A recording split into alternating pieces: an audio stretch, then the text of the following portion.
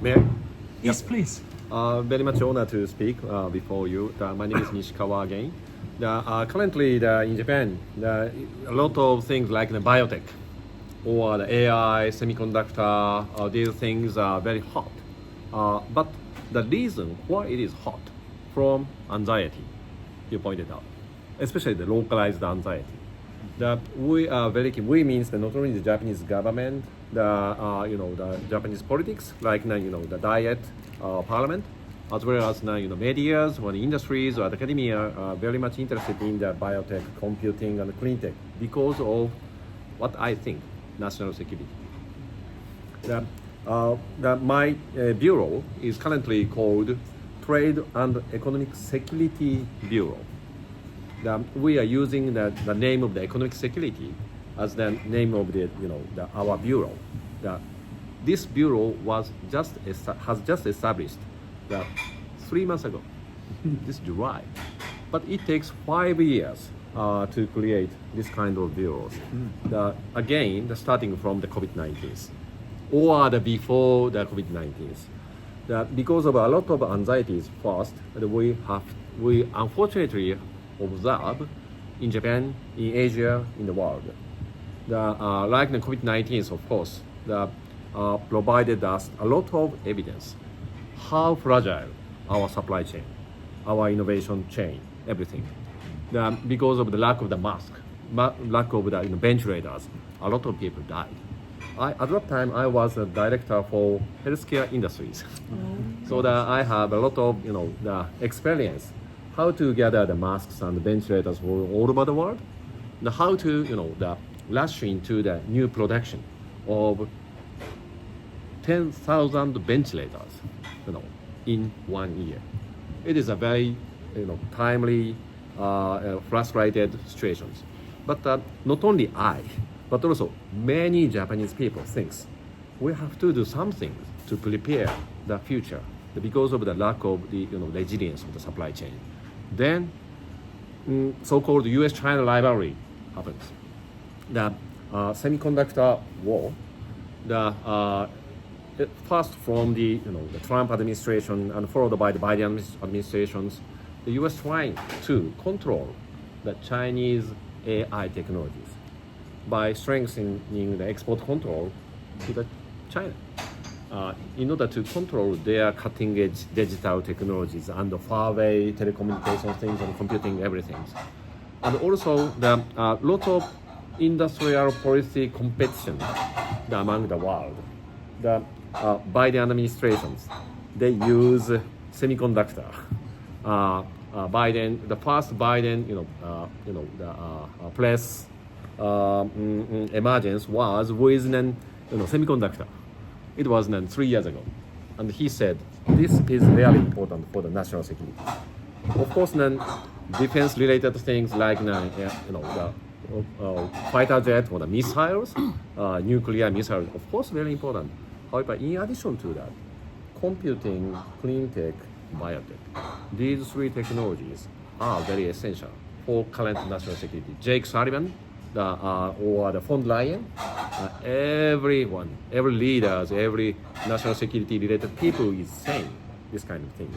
I understand. If we see let's say what is happening in the Ukraine, of course, the lots of non-military technologies, unfortunately, is being used in the Russian invasion to the Ukraine. And of course, the Ukraine is trying to utilize such kind of non-military technologies to, register to respond to such kind of invasion. So therefore, the emerging technology is very much important things. So therefore, not only secure the supply chain, but also to secure the innovation, cutting-edge innovation seems very important for us. Of course, in such world, how Japanese government or how Japanese society have to, move. Of course, we have to pursue peaceful world. Of course, we don't want to fight against, each other. The war, we have to avoid war. However, unfortunately fluctuating the world, we have to defend ourselves at a time, simultaneously. How we can defend our national security?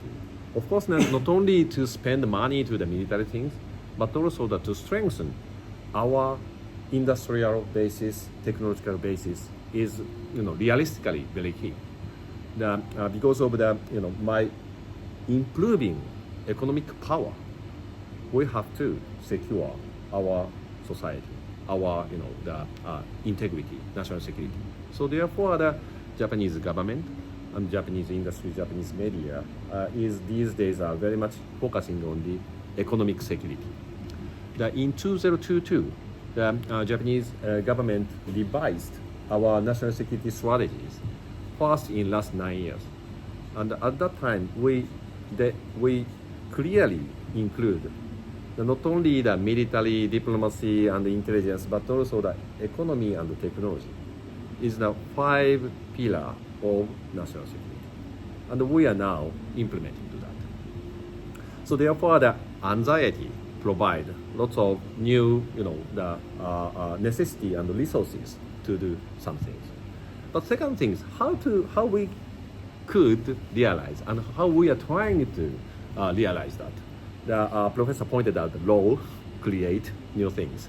Of course, then, in order to convey such kind of new necessity or the concept to the Japanese society, we have to take, people's consensus.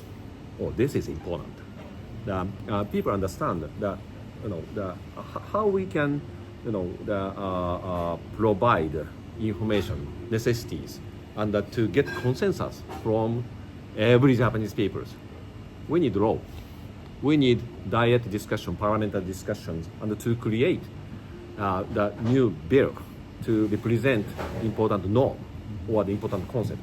So therefore, in 2022, the Japanese government created Economic Security Promotion Act to represent why this is important and how we can, advance such kind of norms or the concept into the other things.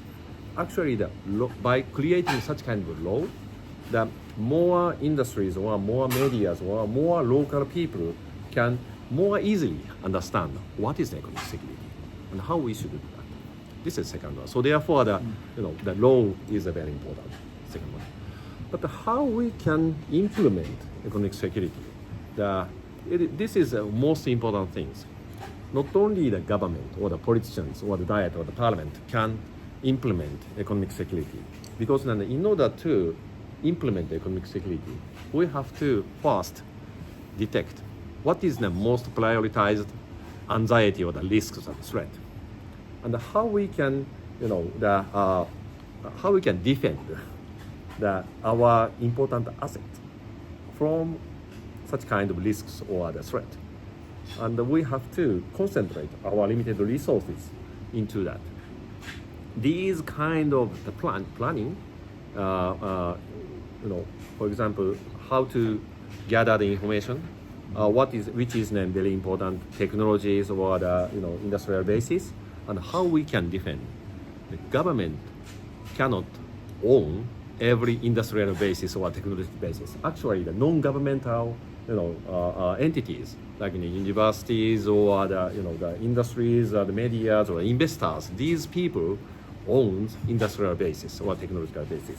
So therefore, the close collaboration between the government and industries, academia, and the investors are very important. So trustness between the various stakeholders is a very key.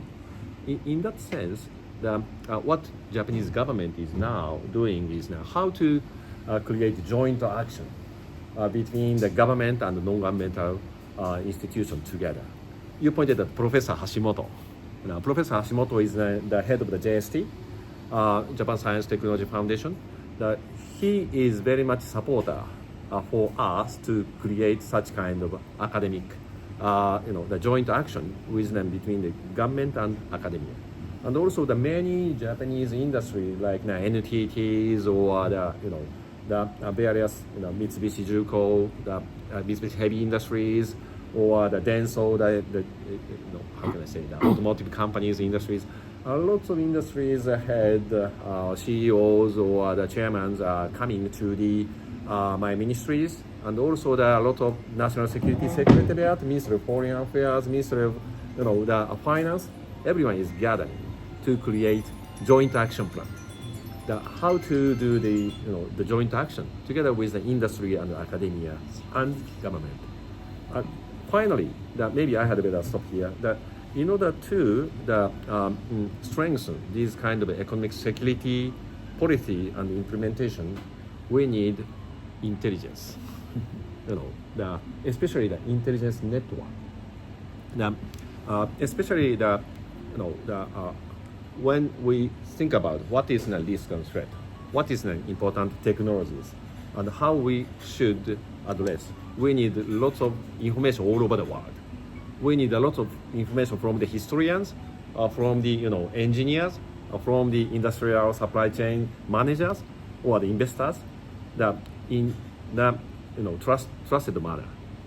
So therefore, maybe the UK or the US, even the Canada, have a long history to so-called security clearance. Security clearance. If you visited Washington D.C. or London, they have a lot of security clearance holder, even outside of the government. But in Japan, of course, we have the security clearance systems. However, the security clearance system is relatively focusing on only the military or the diplomatic things, rather than the very gray to apply security clearance to the economic or the technological areas. So therefore, this year, the new bill again was enacted, economic security clearance bill, to make it happen. Economic security clearance holder even outside of the government, by creating this kind of economic security systems, security clearance systems, we are trying to create more smart communication among the different stakeholders, even sometimes to sharing the national the secret to that. But to maintain the national security and to contribute to the world peace. That's what we are doing right now. Maybe I had better stop here. I'm very grateful if you have any questions or the criticism to what we are doing. Thanks a lot. Okay, Professor To. Well, I was just speaking with Professor Hashimoto about exactly this topic. So one of the great challenges from a research perspective is getting the balance between sensible framing of the security issue and suppression of research activity. And that's a particular challenge because research, especially now, and it's accelerated so quickly, is an international collaboration largely. I mean, it's very rare for something to just be located in one place. And of course, there are major actors in China, there are major actors in various countries where there would be discomfort with sharing certain types of information. So figuring out how to create a regime, and all countries are struggling with this. When I was at Cambridge, I was talking all the time with MI5, MI6, trying to get a regime that sensitizes people so that they're not doing stupid things and making mistakes about how they share information or being unresponsive to the problem. That's one thing. But then creating something that actually doesn't allow the kind of sharing where it would be sensible is tough. And I'm curious where you've been looking for inspiration to get that balance. We have struggled about the balance, of course. But if I simplify issues, first we have to avoid overdoing of the economic security activities, right? And I don't want to name the country, but some country is saying everything is economic security. Yes. Everything is national security. Yeah. Even the cultural things or the technology things, ordinary goods, food, everything is national security. what's that? By saying that, we cannot, create a balance. And also that, some says, the small red hyphens, but we are very seriously saying the small red hyphens, not rhetoric, Right. but as the national strategies, we pursue real small red hyphens, because then, of course, the academic things as well as the industrial things. To be very frank, Japan is not so big power. We are the middle power, and Japanese, the academia is just Professor Hashimoto understand is the number is shrinking, the quality is unfortunately is not so going up. So therefore, we have to be open, Right. open innovation, or the market economy. Free trade is then core of Japanese economic security policy. So therefore, we are very seriously to narrow down the targeted areas, or we have to take the least impactful measures to achieve some goals. So in that sense, just as I said, intelligence is a very key. Right. Maybe we have time for two Sorry. more questions, maybe. And Yeah, please. how is your time? I'm fine, but you have to go to the dinner. So No. only two. Yeah, please. Let's one and maybe you had one already. So ask a question, but I'll add one more. So three It's a very questions. quick and simple one. But I suppose in some sense I'm an economic actor in Japan. I employ people. I work in a kind of maybe sensitive area of biotech. And I also, in my heart, I deeply want to promote Japan's economic security. Thank you. I'm slightly worried about this security holder question, because I think it's unlikely that you'll give me some security clearance, but I nevertheless want to engage in your discussions. How do you think I can engage with you in the best way? You are always welcome to the METI. Because I'm serious. I'm serious. Because of course, then we have some complicated issues about the security clearance itself. Yes. However, even without security clearance, we can do a lot of discussions. For example, in Hokkaido, have you ever heard about the Rapidus? Ah, yes. It is a semiconductor big venture. The Japanese, it is a Japanese company, but the technology is coming from IBM or the New York or the United States, and supported by Dutch companies or the European Union's IMEC, Inter-University Microelectronics Center, Belgium. They supported a lot. What we are trying to do is, and also that Taiwan company TSMC is coming to the Kyushu. What the Japanese government is trying to do is that we welcome every foreign companies, foreigners, especially the like-minded countries, is very much welcomed, because now we strongly think that to establish good industrial base or technological basis in our territories or the territory of like-minded countries is very important for our national security. So therefore, even not only the Japanese companies are Japanese, but also the foreigners are seriously is welcomed to my ministries. Please. Thank you. It's my pension too, so I'm helping. Okay. I'm working at Kyushu University. Yeah. Then at TSMC. Yeah, thank you. Also, you mentioned Rapidus. And because I was just some university at 1980s, at the time, our economy was top, and also semiconductors dominate global market. So do you have some strategic idea that Japanese companies create, innovative, semiconductors? And this for Japanese, I think, important. Yep. As for the semiconductor things, that we created digital and semiconductor and digital strategies 4 years ago, together with Hashimoto Sensei, together with various the industrial people as well as the politicians. The concept was, if I simplify, we need semiconductor because of the national security.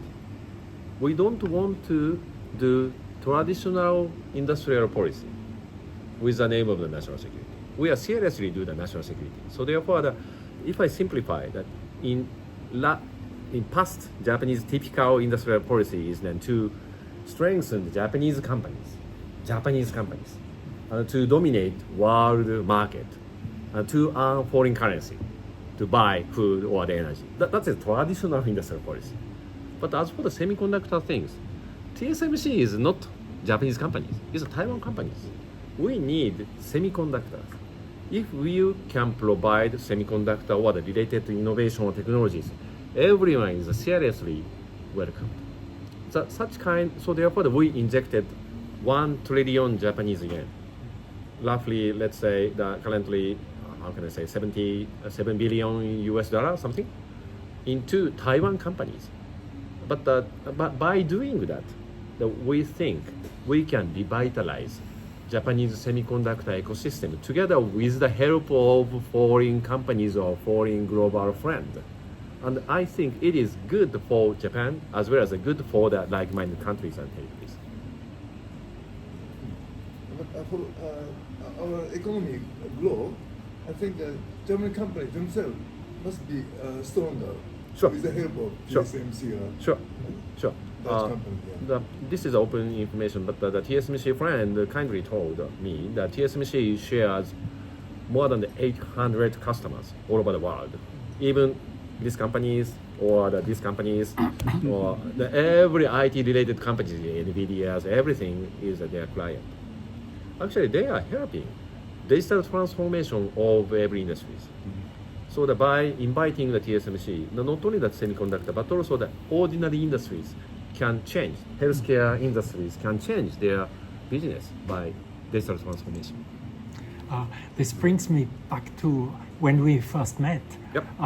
We discussed ARM, and Yes. ARM is owned by a company called SoftBank, which is a Japanese company, but it's in Cambridge. And the market capitalization of ARM is now bigger than Hitachi. And it's, so to speak, in terms of ownership, it's a Japanese company.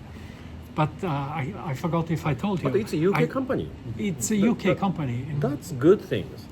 If the ARM come to the the hometown of the song, it's close to the Fukuoka, ARM became non-ARM. So therefore, the ARM should be in Okay. Cambridge or the UK. It's open. Without Cambridge University, there wouldn't Yes, be yes, ARM. and so the world people can more easily come to the Cambridge and go to the arms, and it makes arms strong.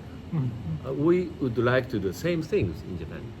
Did I tell you that Yeah. I did my PhD on the same lab desk in the Cavendish lab as one of the founders of ARM? Okay. He's also Austrian, like Oh, Herman. Herman Herman Hauser, Hauser. yeah. Oh, I know quite well. Yeah, we worked You closely must- together. Yeah. I did when I came. He's Austrian. Yes, I So know. when I arrived in the Cavendish, they told me, you're also Austrian. Why don't you take Herman's desk?" So there was Herman Hauser on all the drawers and so. Okay, is there a last question, Steve?